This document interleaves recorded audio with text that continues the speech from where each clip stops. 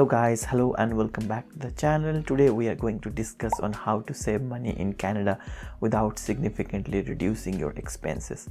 As you may be aware that Vancouver is one of the most expensive cities to live in Canada, therefore you need to limit your expenses in order to improve your savings. I came to Vancouver, Canada in early 2019 and I have been living here over 3 years now. And here I am going to discuss the tips and tricks to save money in Vancouver. The first point is the accommodation. Let's talk about the biggest expense, which is the rental cost. Depending on the type and location of your apartment, the monthly expenses for the accommodation could be anywhere between $1,000 to $3,000. Try to live farther from the city center. For example, in the downtown region, rent is usually more expensive than suburbs.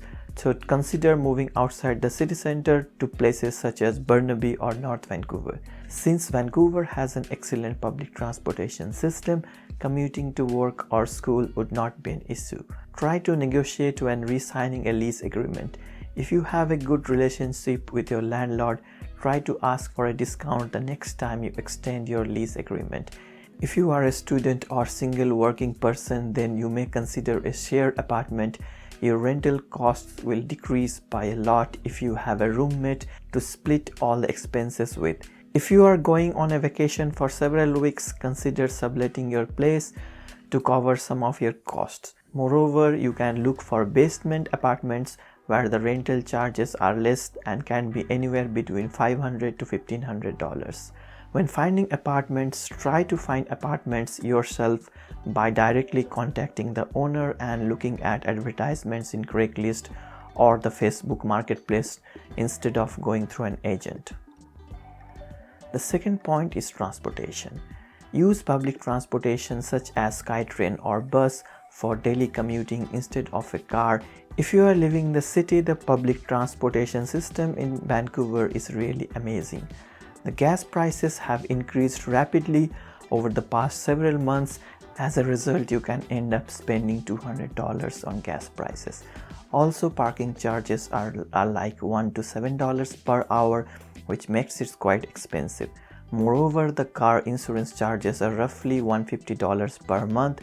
Therefore, if you sum all this up, you can easily spend at least $500 or more in transportation. In this regard, if you use public transport, the monthly charges for Zone 1 are like $100 and Zone 3 is like $180. Therefore, public transportation is very economical and budget friendly in Vancouver. If you need to go over the water, you can use a ferry. These services run regularly from 5 a.m. to 1 a.m. Even during rush hours, public transportation can be faster than our own car. The third important aspect is food. For instance, the food prices have increased about 5 to 7% as of 2022. Maintaining a balance between cooking and eating outside is the only way to cut down food expenses. Prepare meals for a few days at a time or even longer if you decide to freeze them. This will make it super convenient to grab food and go without the headache of cooking every day. You will save money and probably eat way healthier food. Grocery shopping can be tricky and you need to shop wisely. Use Costco or similar bulk grocery store. Costco provides the cheapest way to get ingredients for food in bulk. If you hate cooking, there are many fantastic pre-made meals you can buy at Costco for a very reasonable rate. You can find the local produce store where you can get great quality vegetables and groceries while not compromising the quality. Another important tip is to shop for groceries at night. At this time, the food can actually sometimes be cheaper as the stores will have a bigger discounts in order to convince people to buy items before they expire. This makes it the ideal time to purchase items like fresh produce and baked goods. A great app is Flip, where you can find discounts on groceries in the supermarkets in your area. Shop at the dollar stores for household utilities. It is important to note that the main attraction of these stores is their low prices, so make sure to use some caution.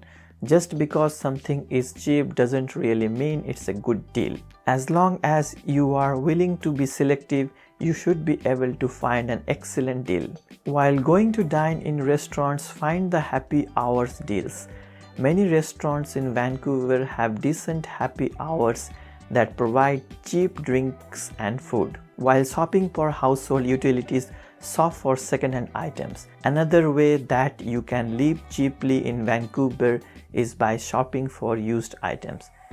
If you look online, you will be able to see plenty of high-quality items being sold for low prices. Craigslist or Facebook Marketplace are the most popular sites for buying and selling used items.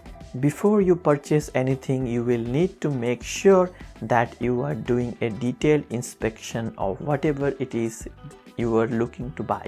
This ensures that you know what you are buying so that you won't be disappointed after it's too late. Let's talk about clothing expenses. Buy clothes only when on sale and out of season. Look for sales such as on Boxing Day or Black Friday where you can get a great deal. For clothing, the designer branded outlets near Vancouver Airport, you can find great deals. Another important aspect is fitness cost. The cheapest gyms can cost you around $20 a month. High-end gyms can be anywhere between $50 to $100 a month. Better yet, set up a home gym from used items on Craigslist or Facebook Marketplace for a few $100. The next important aspect is investment. As you may be aware that in Canada there are two types of bank accounts, the checking account and the savings account. The checking account does not give you any interest. On the other hand, you can open a high interest savings account which can give you an interest rate of 1% or higher. Open a tax-free savings account that gives you a better interest rate. Low-risk investments such as mutual funds are a critical part of a well-balanced investment portfolio. They can provide you a reliable, although smaller returns without putting your capital at risk. When the stock market is volatile, these investments maintain your investment growth while leaving you stress-free. If you can invest for a longer time, find a financial advisor who can help you to put money into a more lucrative investments. Apart from all these, passive sources of income are important to save more money. I hope you find this video useful. If you have any questions, please feel free to comment below. Thank you, and I hope to see you in my next video.